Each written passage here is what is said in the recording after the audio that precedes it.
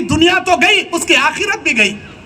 وہ تو اپنی عزت نیلام کر لی، اپنے والدین کو تو ڈبا دی، ارے اسلام کو بھی اس نے بدنام کر دیا. میرے دینی اور اسلامی بھائیوں، اپنی بچیوں پہ تنبیہ کیجئے، ڈگریاں پڑھائیے، سب سے پہلے دین کی تعلیم دیجئے. دین اسلام کیا، اللہ کیا، رسول کیا، حلال کیا، حرام کیا، شرک کیا، بدعت کیا، سنت کیا، اللہ تعالیٰ کی نافرمانی کیا، پہلے اسے بتائیے، اس کے بعد ڈگریاں دلائیے. ضرورت نہیں ہے اسے ڈگریوں کی جو اسلام چھوڑ کر آپ کی بچیوں کو مرتد ہونے پر مجبور کر دے. دینداری نہیں ہے، بچیاں مرتد ہو رہی ہیں، بھاگ کر جا رہی ہیں، اور ظلم تو یہ ہے کہ برقع پہن کر بھاگ رہی ہے، برقع پہن کر پارکوں میں عیاشی کر رہی ہے، برقع پہن کر لارچوں کی زینت بن رہی ہے. مریض دوا کھاتا نہیں، نام طبیب کا بدنام ہوتا ہے، ہوتے ہیں کام غلط مسلمانوں کے، لیکن اسلام بدنام ہوتا ہے. میرے دینی اور اسلامی بھائیوں، اللہ تبارک و تعالیٰ اس آدمی کی دل کی دنیا بدل دے گا جو آدمی اپنی خودی سے بدلنا چاہے گا. اللہ تبارک و تعالیٰ قرآن مجید میں بیان فرماتا ہے سورہ الرعد کے اندر، ان اللہ لا یغیر ما بقوم حتی یغیر ما بانفسہم. اللہ کہ وجبت. ایک دوسرے موقع پر ایک جنازہ جا رہا تھا، نبی علیہ السلام اٹھ کر فرمائے وجبت. صحابہ نے پوچھا، اے اللہ کے نبی، اس سے پہلے جنازے پر آپ نے ایسے ہی کہا تھا، آج کے جنازے پر بھی آپ نے ایسے ہی کہا، واجب ہو گئی. آپ بتائیے کیا واجب ہو گئی؟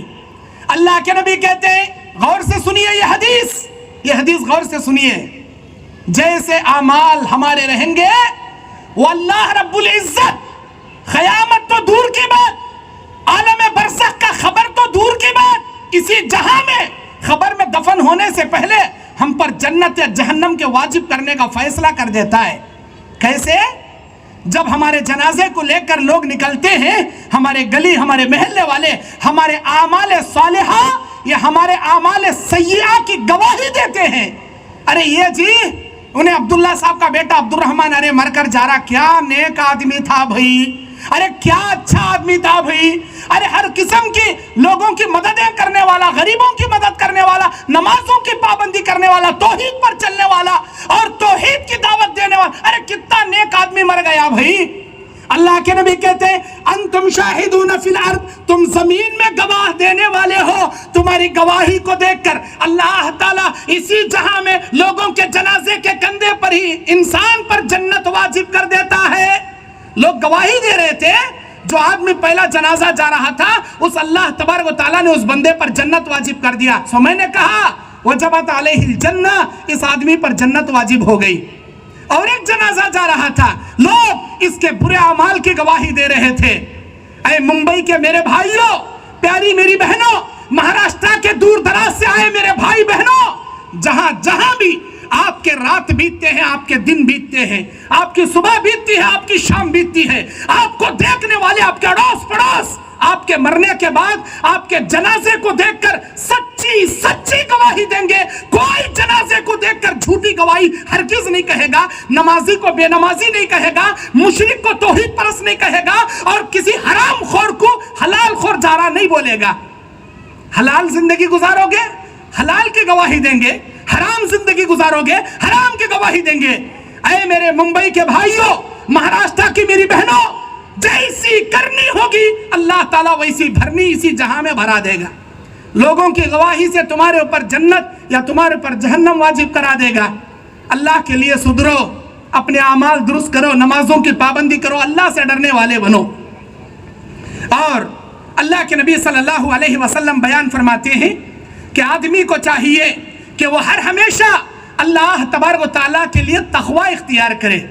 تقوی اختیار کرے، ہر برائی کو دیکھنے سے پہلے، ہر برائی کے کام کرنے سے پہلے، ہر زناکاری کرنے سے پہلے اللہ کا ڈر اختیار کرے. اللہ کے نبی علیہ السلام کے زمانے میں ایک صحابی آتے ہیں اور کہتے ہیں اے اللہ کے نبی میں اسلام قبول کرنا چاہتا ہوں. نبی علیہ السلام فرماتے ہیں کہ ٹھیک ہے کلمہ پڑھیے. اے اللہ کے نبی زنا سے بچنا چاہتا ہوں لیکن بچ نہیں پاتا، زنا کے معاملے میں کمزور ہوں، میں کیا کروں؟ نبی علیہ السلام نے فرمایا اگر کوئی تیری ماں کے ساتھ زنا کرے تو کیا کرے گا؟ اے اللہ کے نبی میں تو اس کا قتل کر دوں گا. اللہ کے نبی نے فرمایا سارے لوگ یہی عمل چاہتے ہیں، سارے لوگ ناپسند کرتے ہیں کہ کوئی اس کی ماں کے ساتھ زنا کرے۔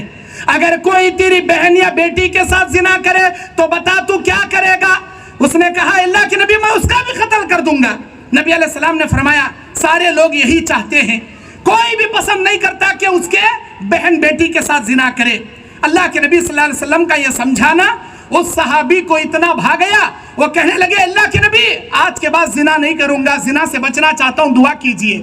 اللہ کے نبی نے اس کے سینے پر ہاتھ رکھ کر دعا پڑھے، اس صحابی کے سینے پر ہاتھ رکھ کر دعا پڑھے، اللہم اغفر ذنبہ وطہر قلبہ واحسن فرجہ، اللہ ان کے گناہ بخش دے، ان کے دل کو پاک کر دے، اللہ ان کے شرمگاہ کی حفاظت فرما۔ وہ صحابی کہتے ہیں زنا کرنا تو دور کی بات، زنا کا خیال بھی میرے دل میں کبھی پیدا نہیں ہوا۔ آپ بھی زنا سے بچنا چاہتے ہو نوجوان بھائیوں، نوجوان بہنوں، دعا پڑھیے، مسند احمد کی صحیح حدیث ہے یہ، اللہم طہر قلبی واحسن فرجی اللہم اغفر ذنبی وطہر قلبی واغفر ذنبی، اے اللہ میرے دل کو پاک کر دے، میرے گناہ کو معاف کر دے، اللہ میرے شرمگاہ کی حفاظت فرما، بے شک اللہ حفاظت کرے گا۔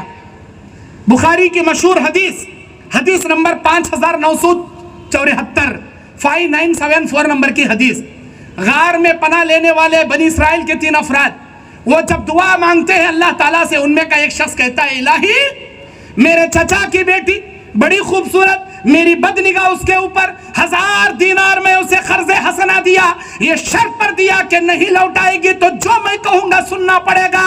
وہ بیچاری نہیں لوٹا سکی، یہاں تک کہ میں اسے لے گیا پہاڑوں کے وادیوں میں زنا کرنے کے لیے، فَلَمَّا قَعَدْتُ بَيْنَ رِجْلَيْهَا، جب میں اس کے پیروں کے قریب بیٹھنا چاہا، وہ اللہ کی بندی کہتی ہے خالت یا عبداللہ، او اللہ کے بندے اتق اللہ، اللہ سے ڈر، ولا تفتح الخاتم الا بحقہ، میری آبرو کو بغیر کسی حق کے تو مت کھول، اے اللہ کے بندے میری عزت و آبرو کو برباد نہ کر، اے میرے بھائی میری عزت کو نیلام نہ کر۔ وہ چچا زاد بہن جس انداز سے رونے لگی، میرے دل میں اللہ کا ڈر جگایا، الہی تو جانتا ہے میں وہاں سے فقمت